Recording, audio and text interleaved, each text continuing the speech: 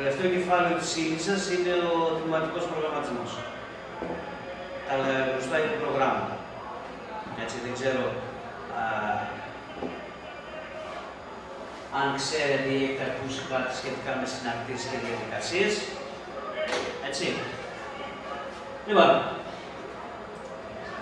βασικά τι θα δούμε. Αυτά είναι τα περιεχόμενα, με αυτά θα ασχοληθούμε. Έτσι, φαντάζομαι ότι βλέπετε όλοι. Γιατί χρησιμοποιούμε τον τμηματικό προγραμματισμό. Έτσι. Ποια είναι τα είδη των υποπρογραμμάτων. Θα κάνουμε μια άσκηση. Θα ξεκινήσουμε μια άσκηση, έτσι.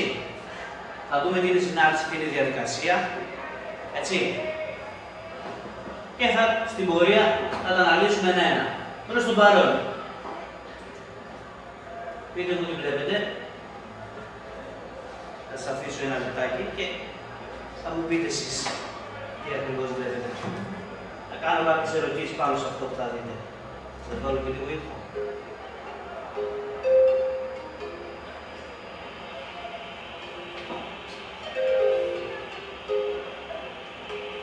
Φαντάζομαι ότι αν γίνει λίγο λόγω του ήλιου εδώ πέρα, λίγο αυτό, μήπως αναγνωρίζει κάποιος τον Κυριούλη με τη φανέλα νούμερο 10. Ο Τζόρνταν, το Μέση. Ο Μέση. Όντως είναι ο Μέση. Φαίνεται και το καλύτερα, φαντάζομαι. Έτσι. Τον Κυριούλη αυτόν. Ο Ρονάλντο. Αυτά. Προφανώς είναι ο Ρονάλντο, έτσι. Το θέμα είναι ότι και οι δύο, έτσι, εκτελούν κάποιο φάουλ ή αν θέλετε καλύτερα κάνουν κάποιο σουτ. Έτσι. Αυτό εκεί θέλουμε να επικεντρωθούμε λίγο, στο ότι κάνουμε κάποιο σουτ. Έτσι. Προφανώς βλέπετε ότι υπάρχουν και άλλοι παίκτες. Είναι ο παίκτης νούμερο 3, ο παίκτης νούμερο 7, ο παίκτης νούμερο 10, ο παίκτης νούμερο 9. Όλοι αυτοί πρέπει να κάνουν σουτ. Αν ήσασταν εσείς ο προγραμματιστής που θα έγραφε την εντολή για το σουτ αυτό, έτσι, θα έπρεπε να γράψετε για όλους τους ποδοσφαιριστές τις εντολές για να κάνουν σουτ. Πώς το ακούτε, δηλαδή θα έπρεπε για κάθε ποδοσφαιριστή να γράψω εγώ τις εντολές για να κάνει σουτ ή τι. Για πείτε μου.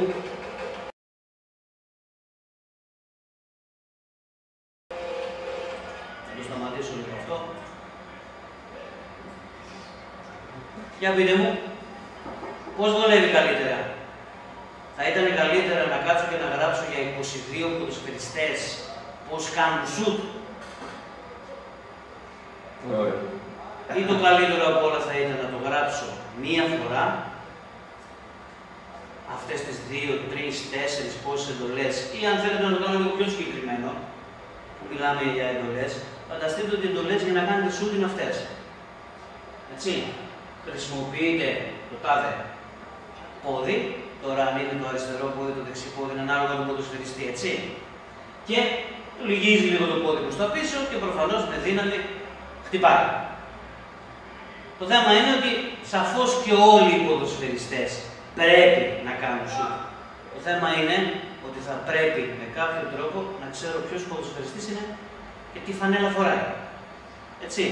Άρα θέλω 22 φορές, 11 για τη μία ομάδα, 11 για την άλλη ομάδα, να γράψω αυτές εδώ τις εντολές για κάθε παίκτη. Κάτι το οποίο, από ό,τι καταλαβαίνετε, από μόνο του δεν συμφέρει. Φανταστείτε να γράψετε μετά 22 φορές πώς γίνεται η κεφαλιά, 22 φορές πώς γίνεται το αράου και όλα αυτά τα ποδοσφαιρικά, εν πάση περιπτώσει.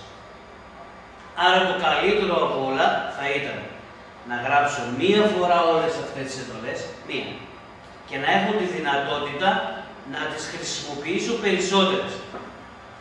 Έτσι, παραπάνω προφανώς από μία φορά.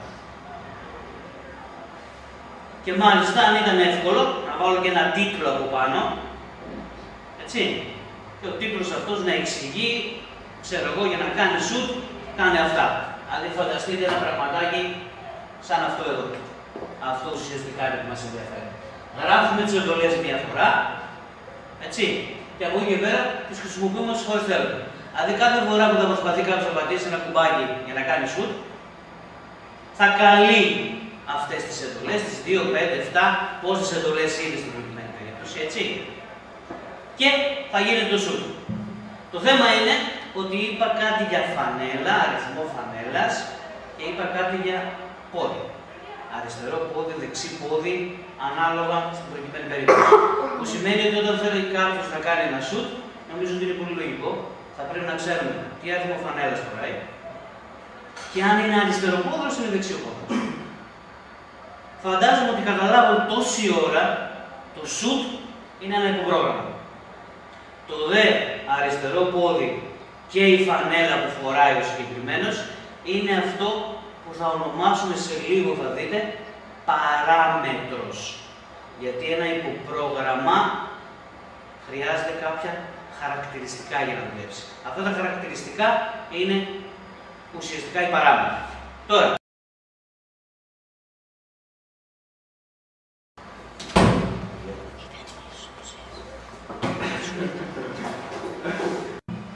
λοιπόν, ας υποθέσουμε ότι εγώ είμαι ένα πρόγραμμα.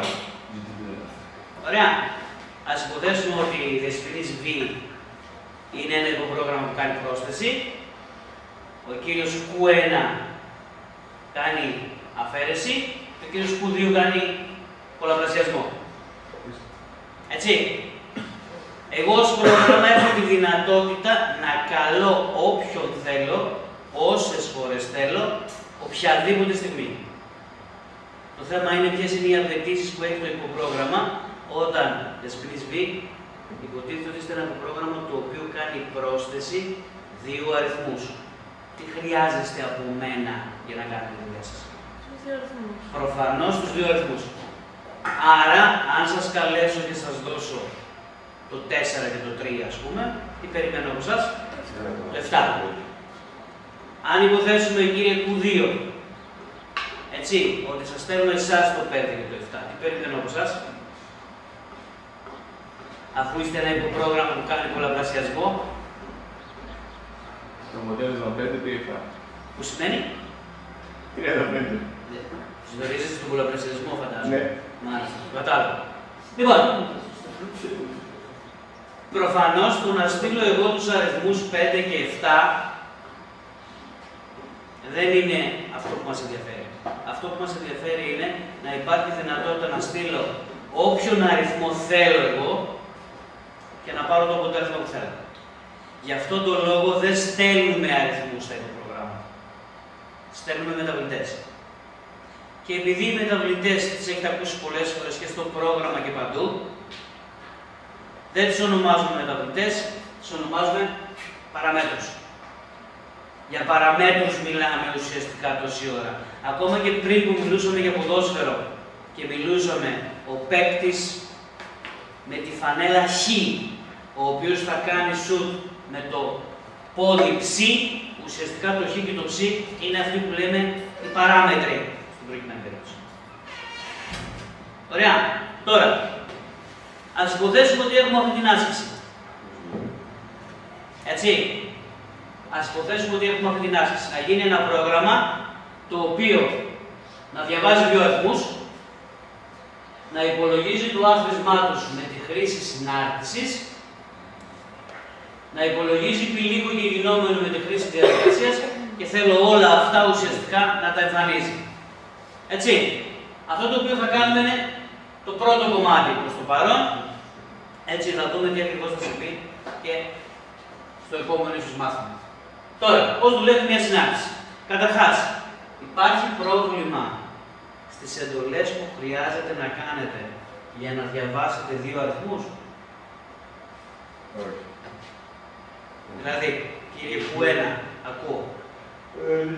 Τι πρέπει να κάνετε? Να γράψουμε την εντολή στην διαβάση. Δηλαδή, Διάβασε α, β. τους 2 αριθμούς τώρα το πώς θα τους ονομάσουμε, αυτό είναι μια ιστορία, έτσι. Οπότε αυτό το κομμάτι τουλάχιστον, ας το κάνουμε εδώ.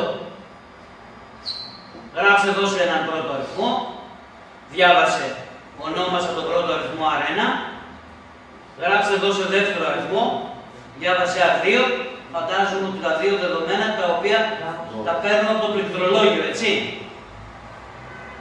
Τα παίρνω από το πληκτρολόγιο αυτά. Το R1 και το R2 τα παίρνω από το πληκτρολόγιο. Το τονίζω αυτό γιατί θα δείτε μετά ότι θα παίξει κάποιο ρόλο.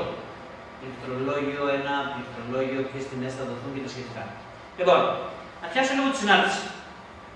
Πείτε μου λίγο βασικά αυτό τι σας θυμίζει. Από τα μαθηματικά, τι σας θυμίζει. Ψ ίσον F του Χ. Τι σας θυμίζει από τα μαθηματικά. Μια διαδικασία της τύχησης ενός συνόλου α. Μια τι. Η διαδικασία της τύχησης. Διαδικασία της τύχησης. Μάλιστα. Σας θυμίζει όλους τη διαδικασία της τύχησης αυτό το πράγμα. Μάλλον προφανώς ο κύριος Κούδιο σκέφτεται περισσότερο σύνθετα από όσο πρέπει. Τι είναι στα μαθηματικά αυτό. Συνάρτηση. Μια συνάρτηση. Όταν λέμε μια συνάρτηση, έτσι, μιλάμε για συναρτήσεις. Ωραία. Ψ ίσον F του Χ. Το ψ τι ρόλο παίζει. Δηλαδή, αν σας ζητούσα να μου το εξηγήσετε, τι είναι το ψ, τι είναι το F και τι είναι το Χ. Τι θα λέγατε τι είναι. Το ψ τι είναι.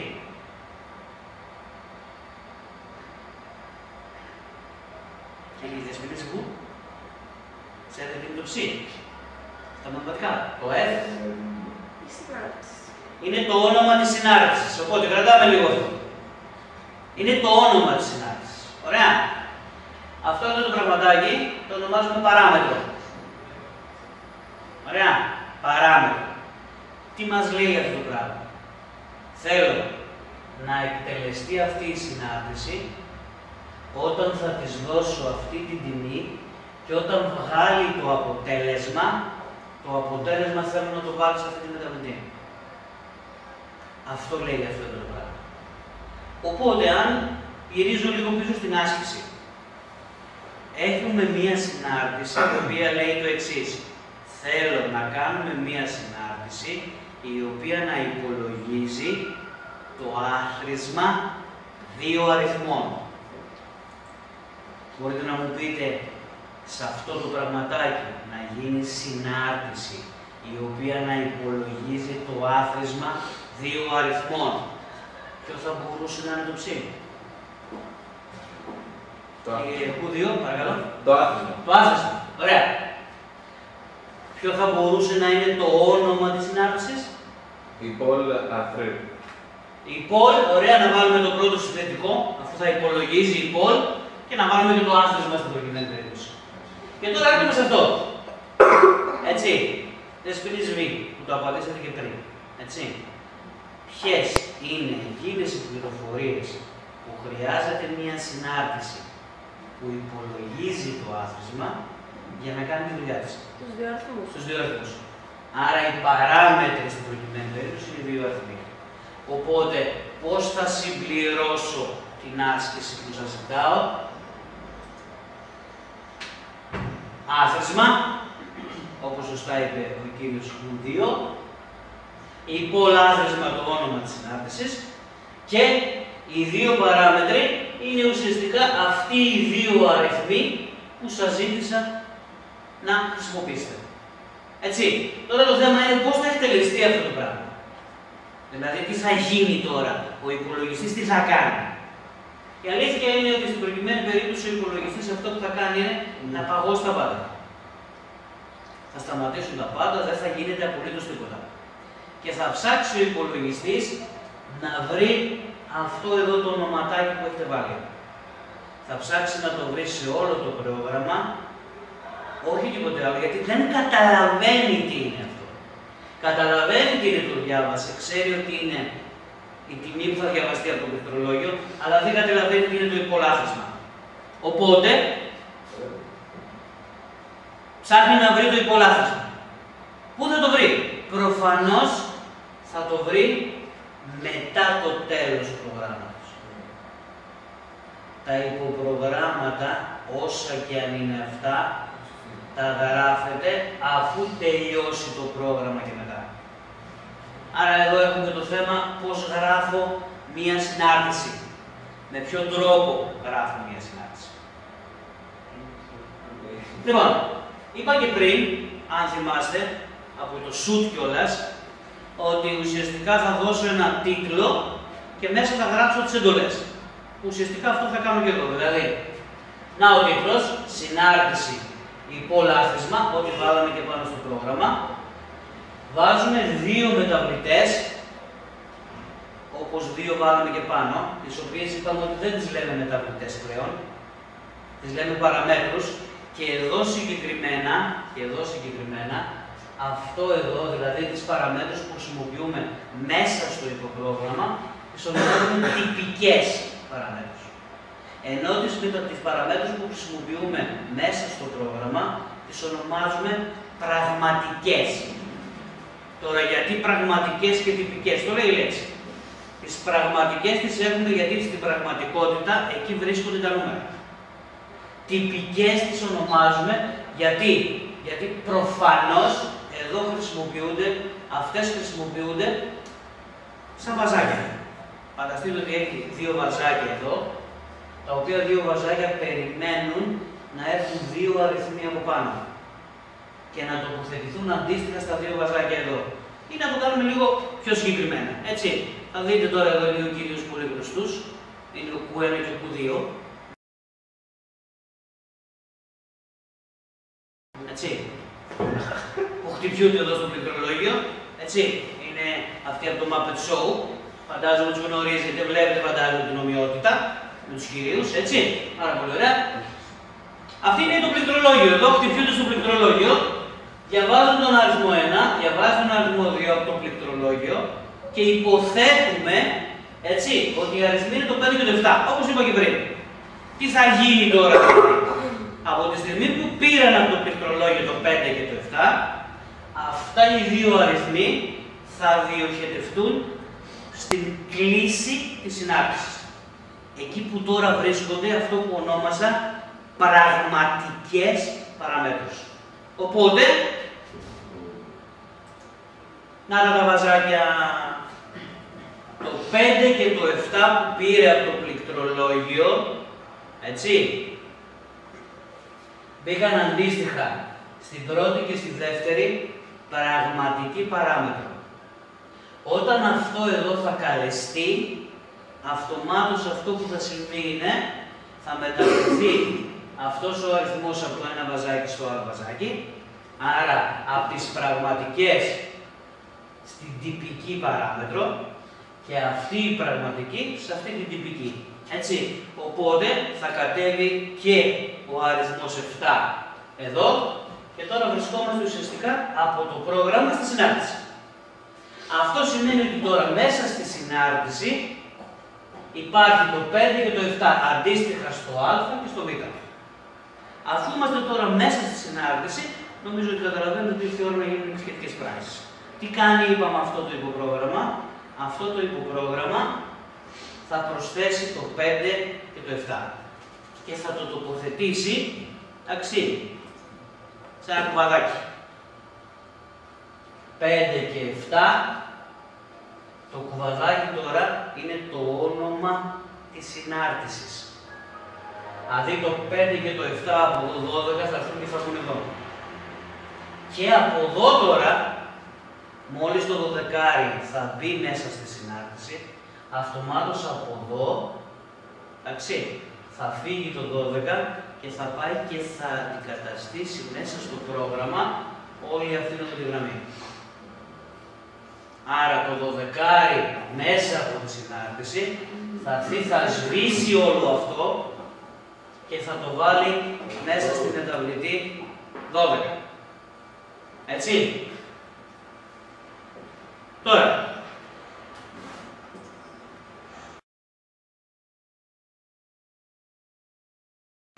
τι θέλω εδώ. Εκεί μπροστά σας βλέπετε, έχει κάτι χαρτάκια. Έτσι, κάπου λέει άσκηση, εργασία 1, φύλλο εργασία 1, νομίζω είναι το πρώτο. Ωραία. Δεν ξέρω και πόσο χρόνο έχουμε. Τι θέλω. Έχει εκεί, αν δείτε, κάτι κενά. Πάρτε αν θέλετε όλοι από ένα, πόσα έχει εκεί, αν βολεύει, έτσι. Δεν έχει άλλο φύλλο εργασίας, νομίζω ότι έχει. Εντάξει. Και αυτό που θέλω να κάνετε είναι να προσπαθήσετε να συμπληρώσετε τα κενά που έχει εκεί. Έτσι. Να συμπληρώσετε τα κενά που υπάρχουν. Υπάρχουν κενά, ή μάλλον για να βοηθήσω λίγο ουσιαστικά την κατάσταση, να το βγάλω και εγώ αυτό το συγκεκριμένο.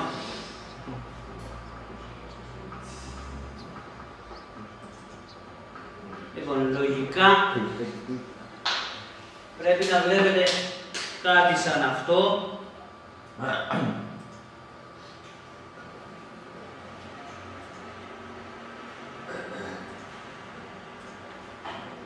Να μεγαλώσω λίγο την γραμματοσυρά.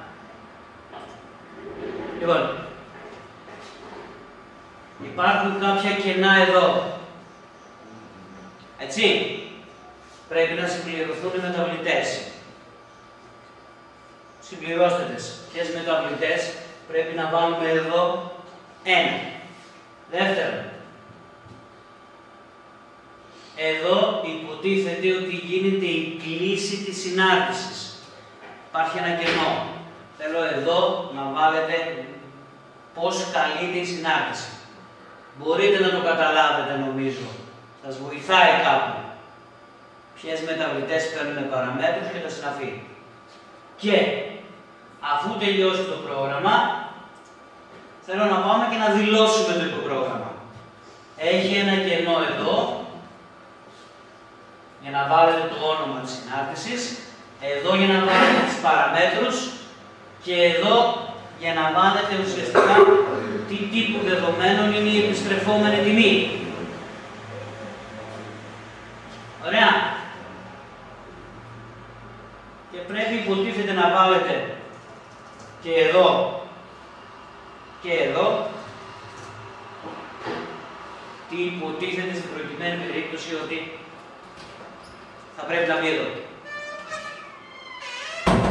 Έχουμε καμιά ιδέα για το τι πρέπει να βάλω εδώ? Κύριε Κούενα. Τους δύο αριθμούς, R1, R2. Το R1 και το R2 πρέπει να βάλουμε εδώ, σωστά. Οπότε, να τα πληκτρολογήσω κιόλας. R1 και R2. Είναι να μπει και άλλος αριθμός εδώ. Κύριε Κούδιο. Το γινόμενο. Πρέπει να μπει προφανώς και το γινόμενο, έτσι. Άρα και το γινόμενο θα πρέπει να μπει εδώ. Και ωραία. Και ερχόμαστε τώρα εδώ. Πώς θα καλέσω μια συνάρτηση που από ό,τι καταλαβαίνετε πρέπει να μου υπολογίσει το γινόμενο. Θυμάστε εδώ το ψήσιον F του G. Άρα τι θα μπει μπροστά? Ψή. Παρακαλώ. Γινόμενο. Θα μπει μπροστά το γινόμενο. Σωστά. Ίσον. Υπόλοιπο. Προφανώς το όνομα της συνάρτησης. Και τι θα βάλουμε σαν παραμέτρους? R1, R2.